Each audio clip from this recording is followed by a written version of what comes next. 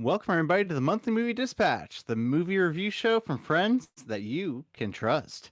Every week, we broadcast a review of a new film, talk about some film news or a fun opening topic, and recommend what to watch. We've been talking, critiquing, and gushing about movies as far back as I can remember. And we aim to bring you honest conversation about relevant cinema. That's what we do. I'm Nick Moffat, and I'm here with Brandon Bolby. How's it going? Yo, I'm in Everett. Brandon's in New York City. I forgot to mention that. Not that that truly matters, but some people find that interesting, right, Brandon? I hope so. Yeah. So, how you doing, man? I'm What's doing happening? good. I'm doing good. Our second episode together, Nick. Yes, it is, man. And this is kind of another one where I was like, this is a movie that came out of the festival circuit. It was a big Sundance hit, and I was like, this might be another one that me and Brandon are in Hmm. the crosshairs on. Yeah, So I was kind of pushing for me and you to cover this one together. yeah. It's good. I'm glad you're keeping an eye on Sundance. I usually try to do that every year and make sure to fit a few of those into my movies I watch for that year to get it out before my top 10. Sundance and Cannes Film Festival. So Well, the I feel like the big difference between those two festivals is that Sundance happens in like January, February, March, somewhere yeah, in there, and so very early. it's like right after the Academy Awards typically, Yeah, and then the movies get picked up and they get distributed and they come out sometime in the next year, and you see them whenever you see them. But my point is, you don't always know that they're Sundance movies unless they get like a big splash, like a big a lot of recommendations right when the festival comes out. yeah. The difference being with Con, it happens later in the year, It's and like midsummer, those about yeah. it's midsummer, but then the winter is usually like kind of a big, massive sort of movie, and then that plays some more festival runs, and I don't know that one more leads into the end of the year. Yeah, you usually don't see that till the following early year, like Right. I mean, this January is or February. Right, and this is kind of naturally bringing us into our conversation, our opening conversation about Sundance. And like I said, I feel like every year we go out of our way to see the con winner. The movie that won con, we go through and make sure we see that so that we can have a Always. accurate top 10 Yeah. right at the end of the year. It's just like a stamp of approval of guaranteed great film. Right. And I don't think we do the same thing with Sundance. Yeah, it's a little more hit or miss, right? Yeah, But usually I pay attention to it and try to see what's happening. Yeah, and I was thinking about this, and I was kind of wondering if that's because Sundance happened so earlier in the year, or if it's because I think often Con the movie airs, and then that's in Europe, and then I think the movie comes back over here and does some festival circuits in the states typically, or I don't know. I just or is Con just that much more prestigious? I, I'm kind of wondering. It's just that much more high caliber, I think. It's just got that But reputation and that solid lineup. Sure, but Sundance is the largest film festival in Yeah. the United States, Hmm. And and it's very much more of an American film festival. Um, while like Cannes is like very international and broad and can incorporate anything from around the world, I feel like Sundance is very American typically. for sure. And I mean, I first heard of Sundance through independent filmmakers from the '90s, Hmm. and a lot of them got their start through their movies getting picked up on Sundance, not necessarily winning.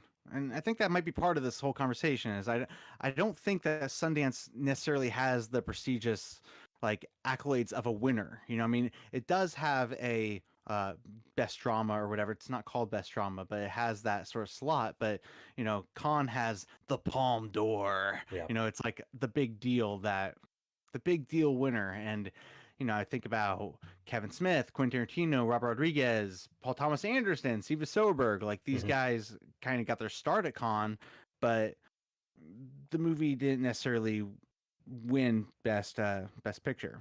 It wasn't the a lot of other movies got their starts from Con too, like I don't know. I got a list here of notable ones like the Blair Witch Project, Okay. Donnie Darko, Moon, Clerks. That's a big one for me. Like I'm a big Kevin Smith guy, and uh, Spanking the Monkey? What is this you got written here? I've never heard of that.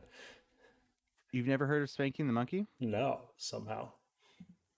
That is a David O. Russell movie. That's David O. Russell's Okay. first movie. Okay. Well, got it. Yeah.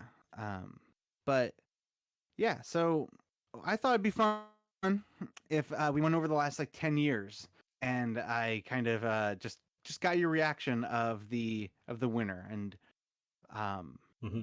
I want to get the name right. I keep saying the winner. I want to get like the actual name of the award. So I'll just look it really up. You keep going. yeah. So well, I got it right here actually. So the U.S. Dramatic Grand Jury Prize is Okay. what I'm Grand jury pulling up. prize. Yep, U.S. that's right. Dramatic Grand Jury Prize. Okay, so what I got here. So this year's winner was CODA. That's why I picked it for this one. This is this year's winner. So in 2020, the winner was Minari. Hmm. That was Good one that we pick. covered on the podcast. Actually, yeah. Yeah, nominated for Best Picture for sure. Good, good movie. In 2019, it was a movie called Clemency. Which we didn't see, I think was kind of more of a miss. I can picture the movie poster, Yeah, but it has that really good actress in it. What's her name? Um, Fuck. I'm blanking on almost everything from the movie. I remember the trailer, I but think I it's don't really the remember the movie at yeah. all, honestly. Okay. Yeah. Like I remember it being like a thriller, I think, but like Yep. maybe a social justice thriller. But I honestly might have even been a political thriller. Maybe our fans can write in and tell us what that movie's about. But yeah, I mean, I'm blanking on that one. In 2018, The Miseducation of Cameron Post. Yeah. That was a weird. That was such a small movie. Um, Very intimate personal drama. Like I don't know. Yeah, It's like that was about the lesbian girl who got sent away to yeah, be cured. I think yeah. that One of those church curement camps. what Hmm. wasn't what's her name, Hit Girl, in that movie? I don't remember. Hopefully. Hopefully. Um, 2017. I don't feel at home in this world anymore. Yeah, that was the big one that Love Netflix it. purchased for like $10 million. The second it won. Yeah, that was kind of the big deal. Yeah, and that one Very was especially stylized, cool very fun. because yeah, and it won, and then it was immediately up on Netflix like a couple Hmm. days later. Yeah, So I one of that's the been my first. That's favorite the so first time far. that's ever happened for sure. So 2016, the Hmm. remake of The Birth of the Nation of a Nation, Yeah, the Nate Parker movie. I did see that, but and people were like Oscar buzz, but it just felt tanked by the wayside later in the Yeah. year, and By the time Oscars came around, no one cared about it. no one cared, and it wasn't anything too special. Like I don't know, it was good, but it was also just fine. I think Nate Parker also had some sort of allegations or something. I can't remember exactly, but there was something to do with the Mm, director where he had some bad press. yeah, I'd say that's a miss. Um, yeah. So 2015, Me and Earl and the Dying Girl. Hmm. So good, so underrated. That movie's incredible. I don't think I ever saw it. You need to fucking see that movie. It's Okay. like my mom loves it too, but it's just one of these shockingly good coming of age movies that's stylized as hell. Okay. Hmm. Okay. Cool. 2014, Whiplash. Holy shit! There you Right? go. Okay. I didn't realize Whiplash was in Yeah. there. I didn't realize Me, Earl, and the Dying Girl was in there. I think that was like around the year I started paying attention to this and stuff in general. Um, so yeah, I didn't realize that one either. But Whiplash, wow, good Love pick. Whiplash. 2013, Fruitvale Station. Okay, yeah. Yeah, great Um, movie. I didn't realize that won that year, but I remember seeing that in theaters in New York. Yeah, a great movie. Hmm. 2012, Brandon. You want to guess? No. Your number one movie of 2012.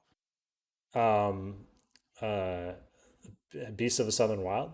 Yeah, dude. Okay, fuck, nice. Okay, that's great. And in 2011, a movie called Like Crazy. Never even heard of it. No idea. I No don't know that idea. movie at all. Yeah, Even Nick is stumped. I've not heard or seen that movie. Like, I don't know that movie at all. Hmm. Um, So I looked at the poster, didn't look familiar. I'm looking at the Rotten Tomato score for it. Yeah, the poster doesn't look familiar at all. It's got 72%, so it's probably all right. Yeah, and then it kind of trails off. Like, it kind of looks like this prize, this thing that I'm pulling from, the grand jury prize. Yeah. It's like a new thing for the last 10 years. So I think that for many years this was just a film festival in Park City, Utah, Hmm. that was a place for people to come and share their movies and hope to get picked up by distributors. Okay.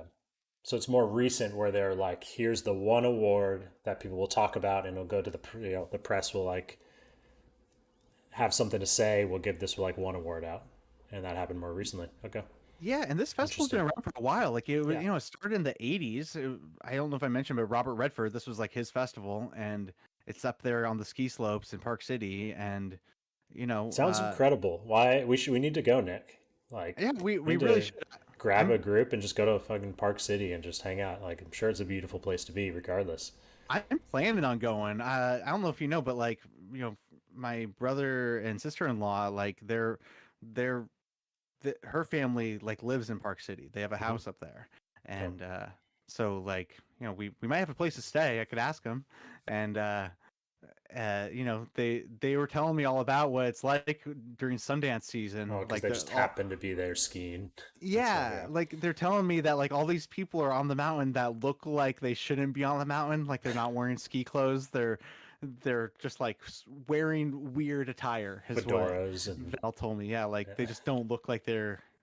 You're from LA, aren't you? yeah, You don't look you yeah, don't look like a ski person. But yeah, anyway, it does sound super fun. I do think we should go someday. for sure. So yeah, that's just, you know, just want to talk about Sundance a little bit, and that's why I picked this movie, not Minari, Coda. Coda. But yeah, I think we could get into Coda now.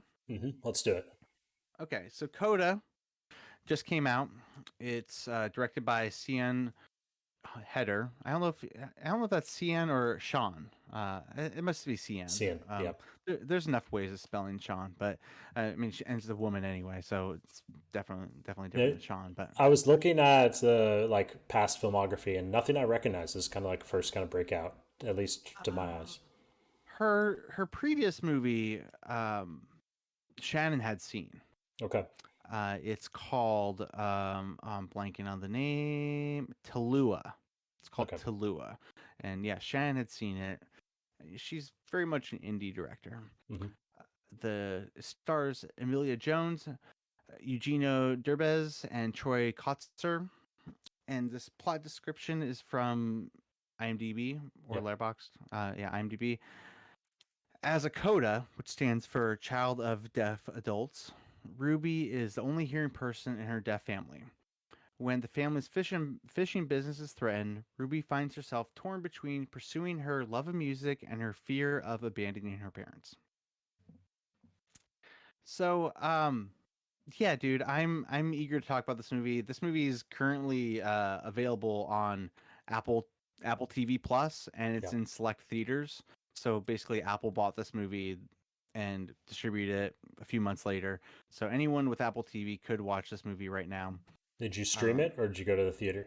I streamed it. I Yeah. watched it at Same. home. Yeah. I actually subscribed to a 7-day trial for Apple TV Yeah. Plus Same. for it Yeah. because When I we don't first have got it. Apple TV. Yeah. I'm trying to decide if I should keep it or if I should watch anything else really quick. Maybe I should just binge Ted Lasso or Morning Show or something. Right. Everyone's talking about it. But anyway, I have a few things to talk about with this movie. I'm Same. eager to Yep. get your take on it, but I thought this movie was pretty great. I would give it a solid 4 stars. Like, I'm set at 4 stars on this movie.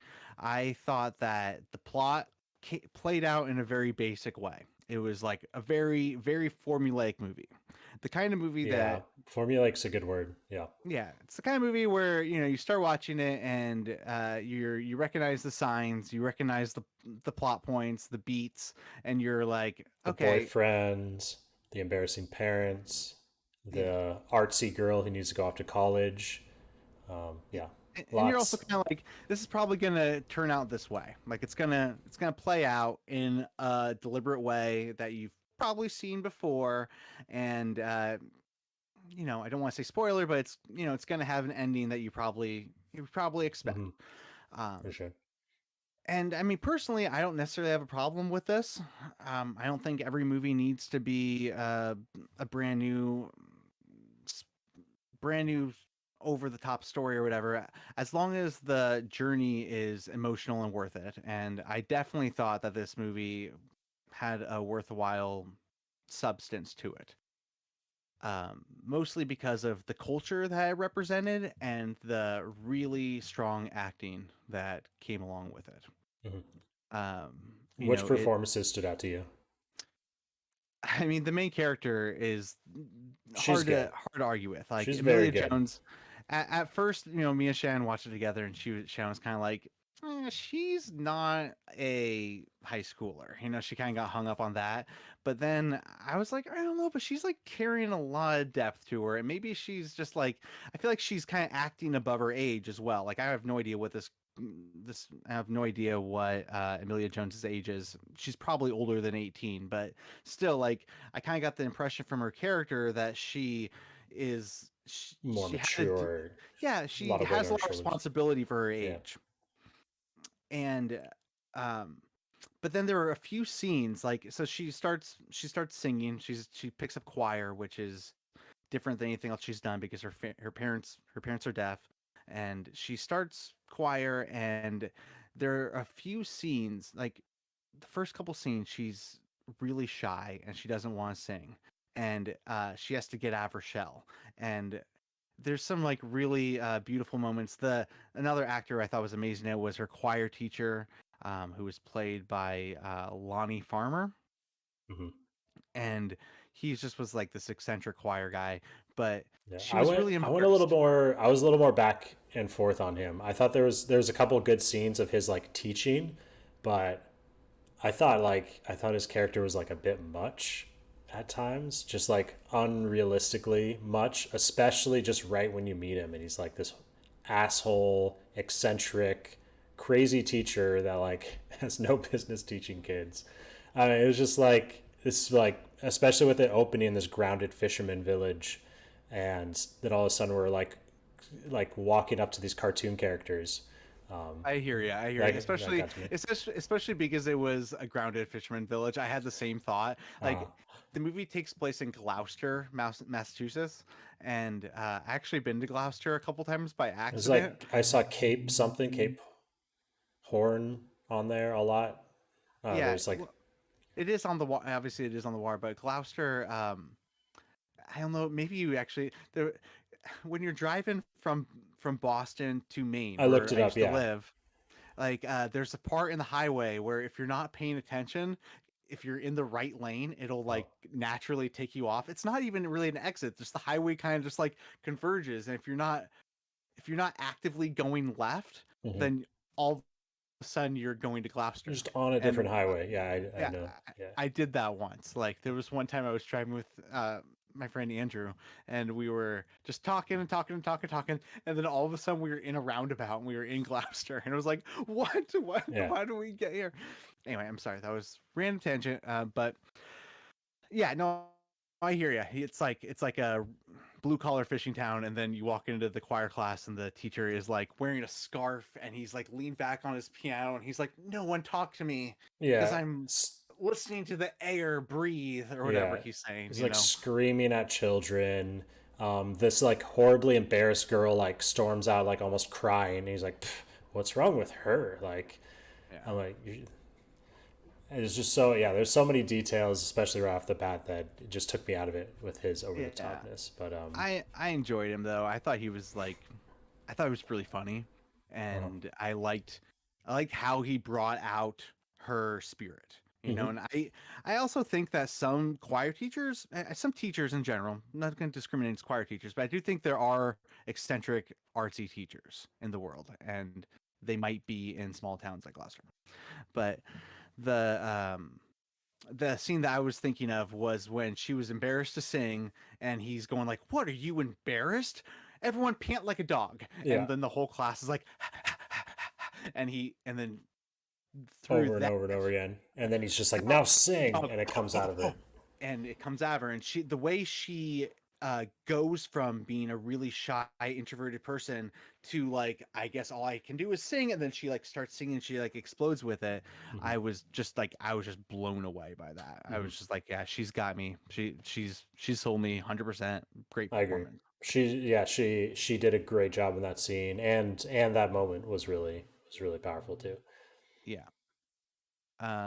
Yeah, so I thought she was great. I thought the her parents were great, who were played by deaf actresses, Marlee Matlin and Troy Kotsur. Hmm. Both of them are apparently very famous deaf actors and actresses. Hmm. They both are like they carried a level of authenticity to the movie. Like their signing was very impressive. It was obviously, I mean, they're really deaf. They've been signing their whole lives, but like it was quick and it was expressive. And There were there's some. there's a lot of details in there that like that I was just noticing, not things that I even knew, but I was like, oh, this must be a thing because it's just happening in the background. And these characters must have just brought a lot of that information and knowledge to their role from the get go. But Yeah, there's like all these kind of details, yeah, that was happening throughout the movie that, like maybe, yeah, if you had gotten a different like group to do it, they wouldn't have brought those specific specifics. yeah, and I mean it's hard to really pinpoint as people who don't speak ASL, but like my wife was watching it, and she studied ASL in college, and she was kind of saying that it looks like the parents are like authentic ASL, Mm-hmm. and Milia Jones like learned it for the movie Mm-hmm. probably, and even though Yeah, she was still really good, it just like she was like a little bit behind, and it just it just because the really resume required a good actor, an amazing singer, and someone who could sign. And to find all three of those, they yeah, they had to learn at least one of them. It was believable though. Like Hmm. I didn't question her signing. I don't want to take that hold that against her at all. I just Yeah, I didn't notice. I didn't notice. yeah, just really good. It felt authentic. Hmm. And just the way they represent that whole deaf community as well, I thought was extremely well done. They had little things in there like there's a moment where she's getting picked up from school with her family, and her parents drive up in a truck and they're listening to rap music extremely loud, like Yeah, everyone at the school notices, and she's super embarrassed, and then dad's just like, I love rap, it makes my whole ass is vibrating, is what he yeah, says, and it's very funny. yeah. But There's a lot of things like that in that regard that just things I wouldn't have thought about, like the her waking up at 3 a.m. to be the family's alarm clock, to wake them up as well, and them just relying on her for stuff like obviously there's other ways to do it as a deaf person, but that family just relying on her, and then her just like blasting the music at 3 a.m. because no one else is gonna wake up. Um, well, they did have alarms, but they weren't waking up to the alarms necessarily. Like they had like deaf alarms, which oh, are you lights saw that in flashing. like the shot. Yeah, Oh, the yeah, lights flashing. yeah, Okay, the lights got were it. flashing. There was another moment later on when her parents were having sex really loud, Hmm. and she went in and flicked the lights a bunch of times. That was like another like Yeah, alarm it's kind like of thing. we didn't know you were home. Like they didn't hear Yeah, her walk that in, and they're just yeah, having like super loud sex. that was another like really funny touch though. Like them having sex was really funny, but also just other things. How she's like trying to study, and her parents are just like banging in the kitchen, just Yeah, like cooking, stomping around because they have no idea how loud they're being. She's like, I'm trying to study, and yeah. uh, that was really Yeah, interesting. one of the plot points just and yeah, we're just listing like things you wouldn't think about having a deaf family, and like the small situations you'd get in. One big plot point that I thought was really interesting was the police on the in the boat, and when you're if you're out on the sea focusing on anything else, I mean, you could have a giant like cruise ship coming along, or like you could, and you wouldn't be able to hear the warning signs or anything. You could have this boat like trailing these cops trailing your back, and you wouldn't notice at all. And to turn that into like a major plot point, I thought was really interesting. Yeah, for sure. Um, yeah, that was interesting. There are a few other like more, I don't know if subtle is the right word because I don't know if anything in this movie is truly subtle, but the whole thing where there's like a lack of interpreters in this movie. Like that was something that Shannon pointed out was there weren't any interpreters. Like even when her parents went to the doctor, like there's no interpreter there. There's a moment where they're meeting with like a lawyer and there's no interpreter. Like she's their daughter's doing all the signing for them. She's the one that's doing all the interpreting, Yeah, and that is a plot point. Like that is like part of the theme of the movie yeah. that parents The are brother relying says on. it at the end. You know, Yeah, he's like, well, like we don't need you. Like we can make this work on our own. yeah. But They can come to our level and make this work. yeah, but not just that. Yeah, like that he's talking about like in the community. He's talking Yeah, about like going to the bars and like making friends and also just like representing themselves. yeah, But on like a more like legal level as well, like there's no there should be interpreters available for certain things. And whether it's because of the parents or because the movie wanted to really hammer in yeah. that they're relying on her Imagine you'd too use much. like typing more or pen and paper more. There was the one scene in the bar where the brother and the main character's friend used phones to communicate. I think that's the only time you actually see the one of the deaf actors communicate with one of the other characters or someone else in the town is like when they're just texting in that bar scene. Yeah. But yeah, other than that, it's all through the daughter, all through the main characters interpreting. Yeah. So I mean that becomes a big part of the movie. That she wants to like go to college and do something different with her life, and she doesn't want to just like interpret for them and be their communicator forever, which is very reasonable. You know, that's something that parents always have to go through, letting their kids go, but having it be about her deaf family makes it um, I don't know Yeah. more heavy Yeah. and What coming of age movie would go without a good like leaving the nest scene and the parents' plot point of not wanting them to go? I don't know. yeah. Um, yeah, I also just wanted to say too, I really like the fishing culture elements as well. I thought this movie represented like fishermen Yeah. very accurately. Well, your At trips least to Maine or Maine and Alaska. yeah, mostly Alaska. You know, when I was Yeah. up in Alaska, I stayed with a family who had a fishing boat, and they'd go out Hmm. fishing, and me and Shannon would watch their house and their dog and stuff. And you know, I just feel like them and their friends and you know, the people that I met up there. I felt like you could pull stereotypes from it and just I don't know, the sex talk, Hmm. the openness of the families, how everyone was super connected. I mean, not literally looking at Tinder at the dinner table, but you know that sort of that sort of Yeah. just like we live so close with each other. We are so close. Everything is like everything is together, and you know, fishermen it's dirty hard work and like They live their lives that way. yeah, you know, I Okay. don't know.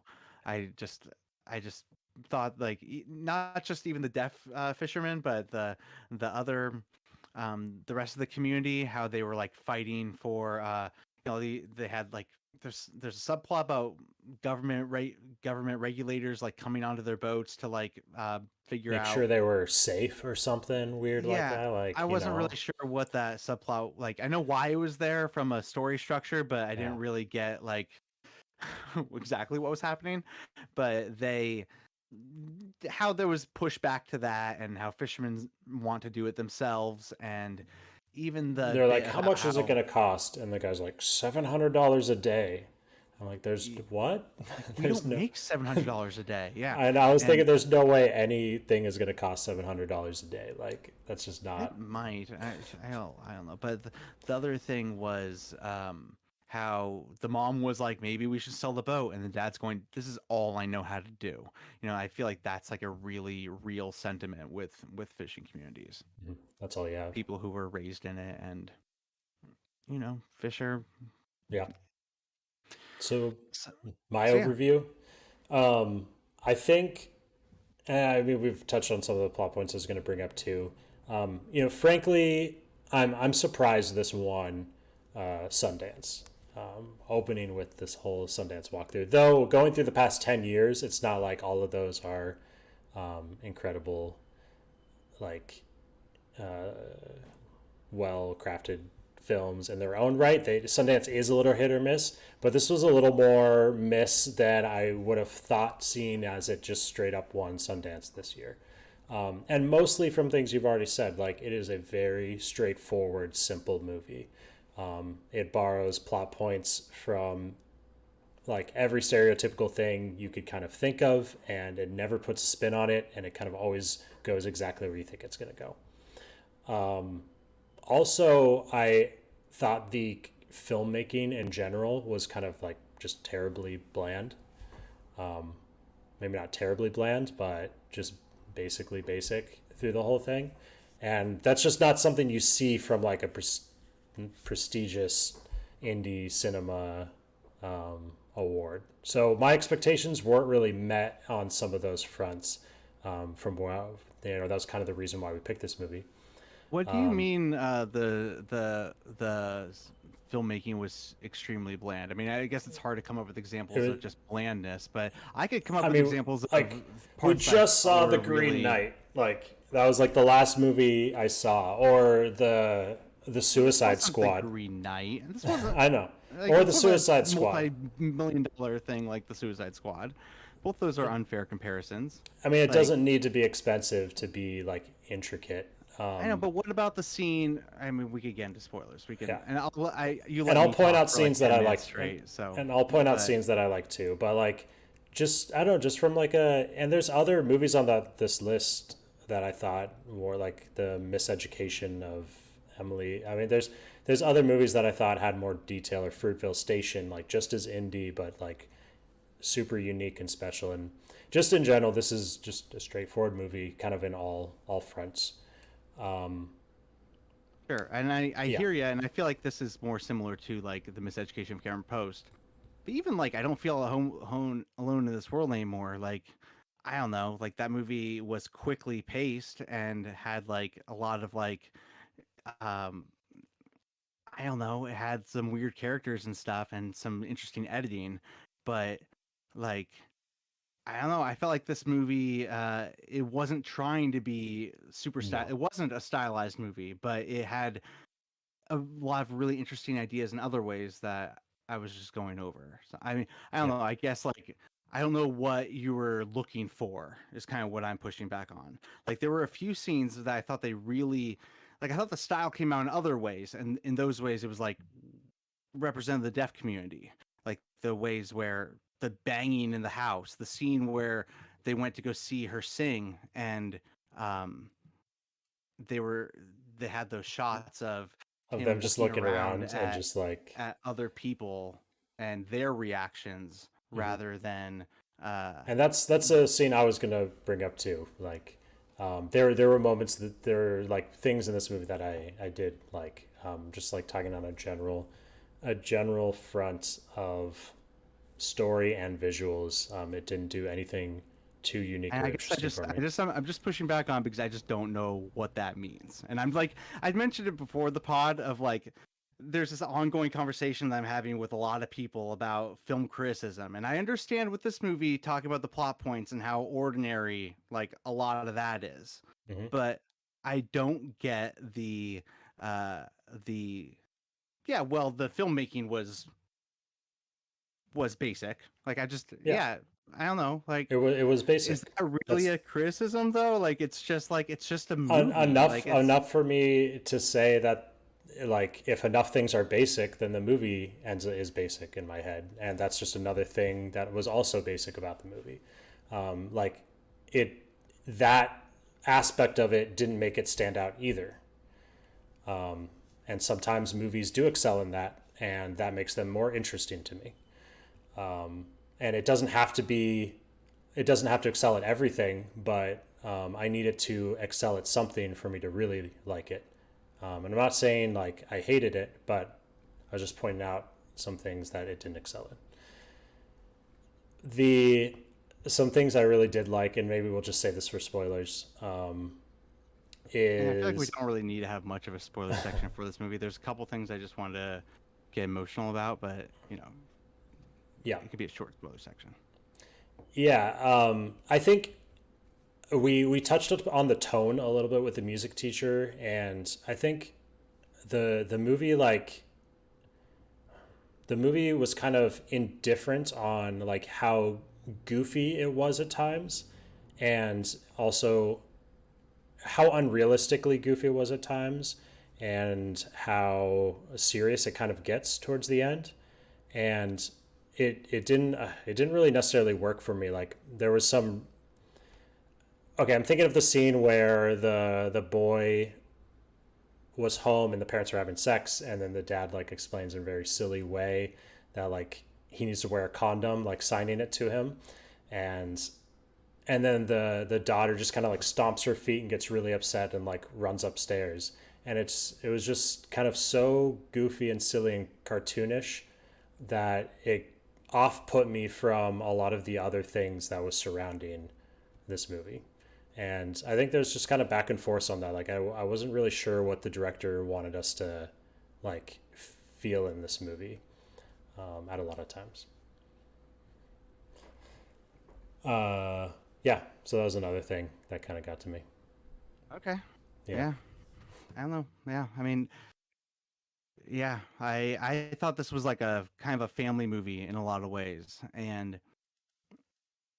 that scene specifically, I thought that it was a very funny scene. I liked that scene a lot. How they had just got caught having sex, and they were being pretty weird about like you got to put a. They said something. He said he signed something about putting you need a to put a condom on when you guys have sex, like is what he yeah, was but saying. something about like you gotta put a helmet on that soldier, and he signed the whole like helmet soldier, and then he acted out like putting a condom on. Mm-hmm. I thought it was very funny, but Okay, it's like it you're supposed worked. to be like embarrassed for her and like mortified. She's got a crush on this guy, and they're having like the sex conversation.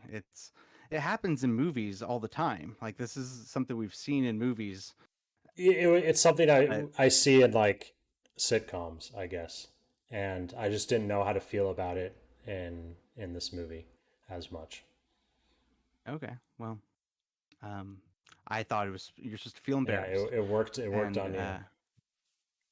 yeah, I mean, I thought that I felt for that that would have been super embarrassing, and I think that there were definitely parts that didn't work for me. I thought that that guy, that character, the boyfriend, or the love interest, I didn't really care about him at all. It was kind of for me there were a lot of things in this movie that just were in it because that's what you have in movies, and the love interest boyfriend guy was kind of was that. Pretty, um yeah, tertiary to a lot of other things. and I mean I feel like I understood what the director was trying to make us feel throughout all of these parts, and you know maybe you didn't feel those things. It's actually more confusing to me that you didn't know that what the director was wanting you to feel because it was so if it was so basic, like it's pretty like obvious what the director wanted you to feel, but maybe you just didn't feel that because you thought it was basic or something. Just I just don't know, so but uh, over the top sitcom at in specific scenes like that. I do And love sitcoms. I do love sitcoms. That is a true thing. That's a true statement. one thing I liked with the boyfriend at the very end when they were like kind of talking to each other by the lake, he was just like, you're gonna meet someone with like some fedora, and you're just gonna like not want me anymore." And she's like, "Yeah, probably." And that's how they just Yeah. left that scene. I was like, all right, great. Yeah, that's totally perfect way to end this relationship. Can I tell you what Shan said after that scene? Yeah. Shan goes, "I think he might be gay." Because they were like making out or kissing. They were kissing, and then he stopped kissing and was like, "You want to go jump in the water?" And it's Mhm. like, what teenage boy is Yeah. going to stop kissing so you can go jump in the Saying lake? goodbye to his saying goodbye to his girlfriend. Yeah. I don't think so, honey. Yeah, I think that's probably a stretch, but I thought that final like summary of the relationship was really well written when she's just like, "Yeah, I think so. I think I'll probably just find someone else soon. I'm going to be at Yeah, this awesome college in Boston." Yeah. yeah. Um, yeah, though. You want to jump into spoilers? Talk about this a little bit more. Let's talk about this more. Let's talk about some really good scenes. Okay. Spoilers from this section on. Let's go. So, yeah, dude. Like I was saying before, she has that solo, where she sings that Joni Mitchell song. Wait, no. She has that duet at the live concert, and that's the scene where she's like looking, where she's singing to the whole auditorium, and Mm-hmm. her parents and her brother are there, and it cuts to them, and it has like that reaction of the dad. It's like the back of the dad's head, and the scene is the stage is in focus, and you can hear the music, and then it cuts to his head again, and it's his head is in focus, and everything's muted, and he's just kind of like looking around at everyone's reaction, and um, there's that barrier between him and the family, Mm-hmm. or him and his daughter, Mm-hmm. and what she's doing. But I thought that was like really well done. And Yeah. then later that night, they were having a personal, intimate moment. Um, they're Well, sitting on a I truck. wanted to talk about the that first scene too, like a little bit Okay, more before we go sorry. on some of the others. Yeah. Even before the music went down, like there's this one shot where it was just showing the family like all sitting there, and I noticed the mom was kind of just like this for a long time, like a good like 7 seconds straight, just like looking off, and everyone's looking straight, and I was like, is this did they choose the wrong take? Like, what's going on? But then very quickly you start realizing, then it gets more obvious. He's like looking at his buttons. Are they like, is his buttons in the wrong order? And I was like, oh shit, like this is almost nothing to them. They don't know how to deal with this. Like, Yeah. they came to see their It daughter, but they're also basically not is connecting nothing. with Yeah. it. Yeah. There's nothing that for them to do. And Mm-hmm. there was actually like a part where they were signing about like, what do you want for dinner? And I don't know Mm-hmm. about you, but I felt like that signing was really loud. You know what I mean? They were just doing it to each other, Like but smacking their hands. Or, I was wondering if the daughter was going to notice that on the oh, yeah. stage and get upset or distracted If that they that's how the were, scene was going to play out, right? yeah, Mm-hmm. that they were not fully engaged or not paying attention. You were signing about dinner, or whatever, and it didn't become that. But I don't know. I thought that was really well done. Mm-hmm. Yeah. And then, yeah, when you start seeing the looks on other people's faces and realizing the impact that it's having on other people.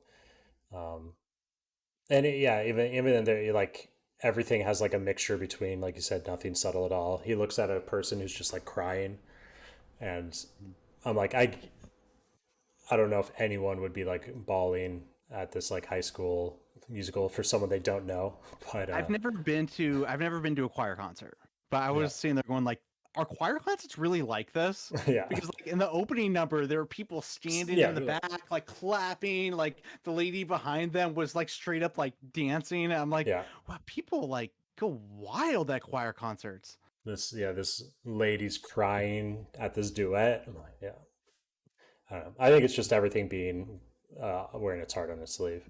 Then they didn't But actually play us the duet in that moment. Like we didn't actually hear any of it. So maybe it was the most powerful thing ever. that was, yeah, that was a really well done scene for sure. Um, Then the even more well done scene that got to me, like you're about to say, Oh, on when the back of the truck. he's sitting with it, she's sitting with her dad, and Yeah, the dad is touching her throat while she's singing, Hmm. so he can feel the vibrations of her voice and how beautiful it is. I liked how the scene developed too. Like it wasn't like she just sat down and he was just like sing for me. It was like it slowly like started happening. At first, it seemed like he was just like reading her lips to try to hear the lyrics, and then like it just kind of got more and more powerful as she kept singing. And like he put like one hand on her neck, and then like realized what he was experiencing, then put another hand and just like kept it kind of got to me pretty good. Yeah. Yeah, the scene that really got me was later on after that when she had her audition and it was a solo audition and she's doing the Joni Mitchell song, Both Sides Now. And her parents came in and were watching her and she started signing Mm-hmm. as she's singing. And she was doing the like expressive signs that you often see at concerts where there's Mm-hmm. someone interpreting on the stage and they're almost like dancing while they're signing. And I thought that was really powerful because she was singing to them, and Yeah, the song was really emotional. incorporated a piece of her onto the stage, or it seemed to make her like open up and feel more comfortable and sing more confidently. And I'm sure it like separated her from a lot of the other people that those um, people reviewing her performance, had were probably experiencing. So yeah, I thought that was like a really clever way to make her stand out in the context of this movie and get her accepted into the university. Yeah. Yeah, that was a great scene too. Yeah, and again, I just thought that song was super emotional. Mm-hmm. The I cutaway stuff, the cutaway stuff worked for me too. Like kind of montaging the next phase of her going away, with her parents and family, and then ending with them all cheering by the computer when she gets the acceptance. That's when it cuts. I thought yeah, that worked. I am a little biased. We had kind of an interesting experience watching it last night. Um, we watched like the first hour. Juniper, my youngest, my daughter, my baby, is experiencing her first cold right now. Like, Mm-hmm. so she's sick for the first time ever. And then Lane got a little sick too because of it. And so we watched about an hour, and then Juniper woke up and she didn't want to be held. She didn't want to nurse. She didn't want to be put down. She just was upset. Mm-hmm. And then Lane got up, and Lane just wanted to cuddle with mom, but mom was taking care of Juniper. And so we ended up turning off all the lights in the house. And all four of us just got on the couch and we were like, we're just all chilling out and we're going to cuddle and we're going to finish Mommy and Daddy's movie. And so Okay. we watched CODA, like the second half of it. And it worked. And Everyone calmed down pretty well. everyone was calm, everyone watched Wow. it. It was really awesome, but it was like we had this moment where the four of us were just sitting there watching it and we're like cuddling, and it was like, this is what family's all about. Like, Mm-hmm. this is even before like the Joni Mitchell stuff. This is like we're just like holding each other, being like, we're a family, we're here Yeah. together. And then like the Joni Mitchell song, and it's like they're letting go of their daughter, she's going out into the world, and it's just our families together. It just was, it was a moment. I'm There's four gonna of them. There's four of you guys. Yeah, I mean, I don't know if the number really matters, but yeah, like we were having a moment like that.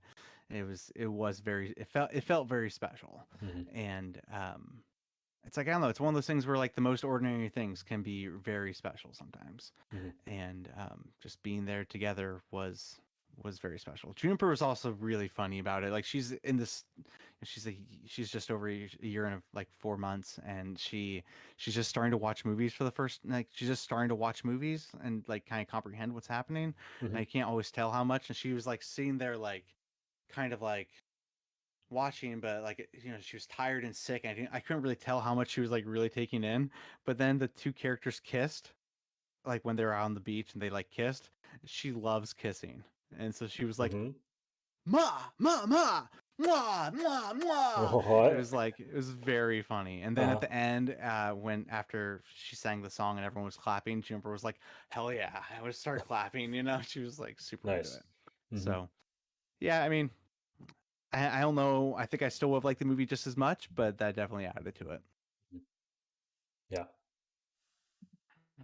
Anyway, Anyway, I'm actually, I I'm wanted excited. to. It sounds like you got some good information from Shannon too. It would have been, I'm sure, it was great watching this movie with her and having this be, what she studied, um, and to ask her a lot of questions as well afterwards. And it sounds like you relayed some of that to me. Even like you said, they're expressing loudly. That wasn't something I really thought of. Or the way she was signing, like it was like at a concert or something. Yeah.